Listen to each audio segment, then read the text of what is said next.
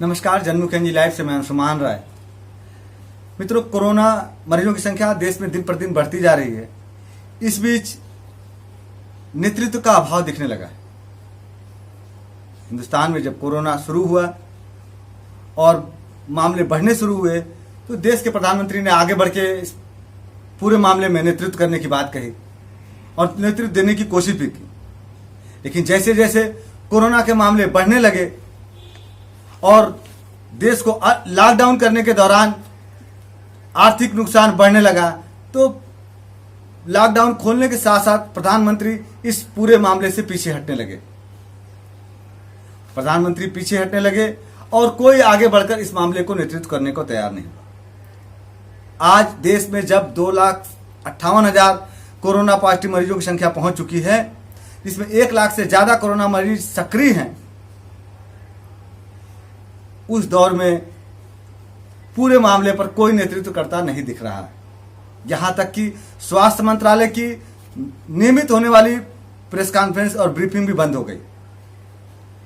देश के आम लोगों को कोई भी जानकारी स्पष्ट रूप से नहीं दी जा रही। मीडिया घरानों से भी रिपोर्टें छप के आ रही। कोई भी स्पेसिफिक जानकारी न होने का नतीजा यह है कि कोरोना से मरीजों के मरने की संख्या बढ़ती जा रही। संक्रमित होने वालों की संख्या तो लगातार बढ़ रही थी। खास तौर से तमिलनाडु, महाराष्ट्र, दिल्ली और गुजरात में हालात बेकाबू हो चुके हैं। शुरू में केंद्र सरकार इस सारे मामलों पर नजर रखे हुए थी, किसी भी राज्य को जरूरत के हिसाब से मदद की बात कर रही थी। लेकिन अब जब मामले अनियंत्रित होते जा रहे हैं, मामले तेजी से बढ़ते जा रहे हैं, तब कोई भी बात करने को तैयार नहीं है।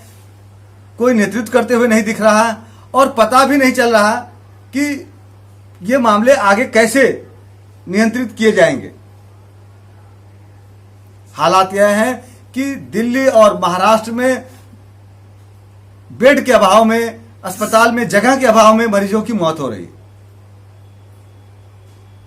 दिल्ली में आज अखबार में खबर आई कि नरेंद्र नामक एक व्यक्ति की 4 दिन पहले मौत हो गई। वह 4 दिन तक अस्पताल में बेड के लिए और इलाज के लिए तड़पता रहा, दौड़ता रहा, लेकिन उसे अस्पताल में प्रॉपर इलाज नहीं मिला।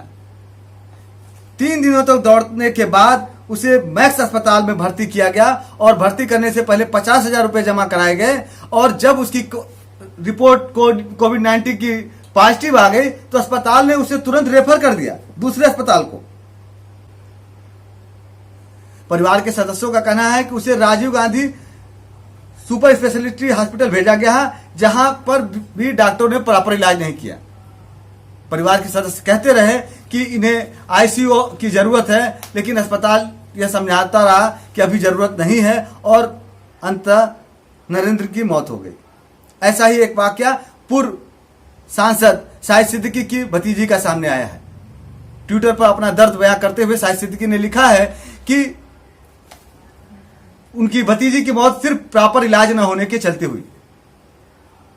इस मामले में दिल्ली के मुख्यमंत्री लगातार यह दावा करते रहे कि उनके यहां पर्याप्त व्यवस्था है, वो कोरोना मामलों से 4 कदम आगे चल रहे हैं।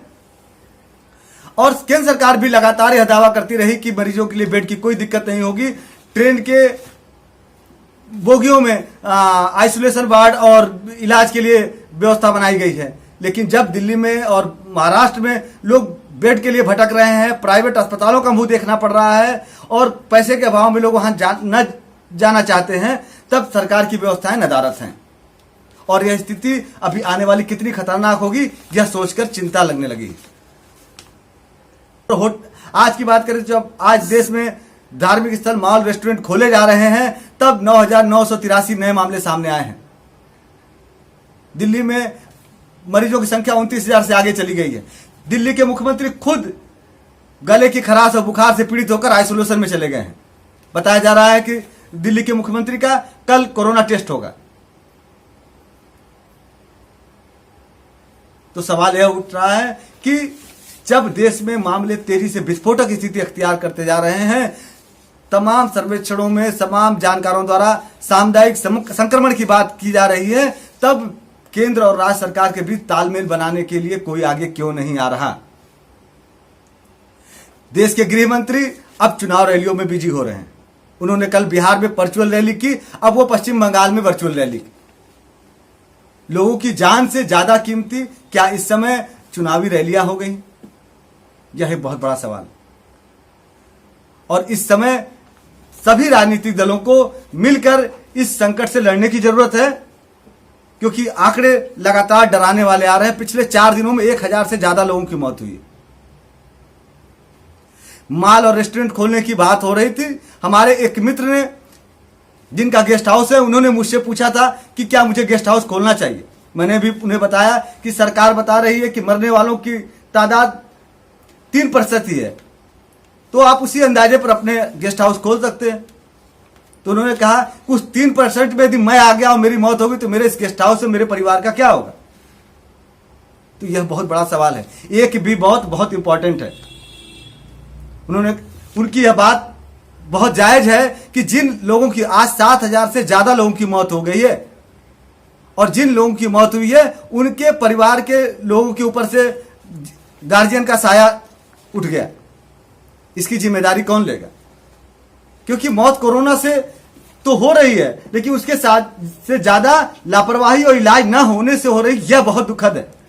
जबकि सरकार की ओर से यह दावा किया जा रहा था कि 2 महीने के लॉकडाउन में सरकार ने तमाम इंतजाम कर लिए हैं कि कोरोना के मरीज जितने भी बढ़ेंगे वह उस हिसाब से उस व्यवस्था बनाकर रखेगी, और पूरे इंतजाम कंप्लीट है, इसलिए ही लॉकडाउन खोला जा रहा है। लेकिन मरीजों की बढ़ती तादाद चिंता बढ़ाने वाली है, और बढ़ते केस और लोग मरते हुए लोगों की संख्या देख करके सरकारें और राजनीतिक दल इस मुद्दे पर एकजुट होंगे और कोशिश करेंगे कि इस पर राजनीति ना हो और सब मिलकर इस महामारी से मुकाबला करें, क्योंकि आने वाले दिनों में स्थिति और गंभीर हो रही है। खासतौर से दिल्ली, महाराष्ट्र, गुजरात और तमिलनाडु जैसे राज्य में केस हर जगह बढ़ रहे हैं, लेकिन यहां स्थिति ज्यादा खराब है। यहां इलाज की वजह न मिलने से लोगों की जान जा रही। महाराष्ट्र में तो लोग अपनी सोसाइटियों में ऑक्सीजन सिलेंडर इकट्ठा करने लगे, और सोशल मीडिया पर लोगों को ऑक्सीजन लगाने के तरीके बताए जा रहे हैं कि यदि आपको अस्पताल ना मिले तो आप कैसे स्वतः अपना इलाज शुरू कर सकते हैं, कैसे सांस की दिक्कत हो तो कैसे आप ऑक्सीजन सिलेंडर लगा सकते हैं। सरकारों को इस ओर देखना चाहिए। राजनीति के लिए आने वाला पूरा समय पड़ा हुआ है।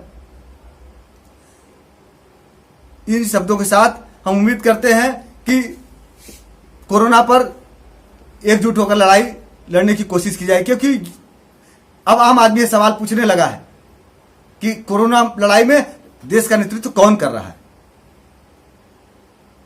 नमस्कार। यह खबरें पाने के लिए सब्सक्राइब करें जनमुख।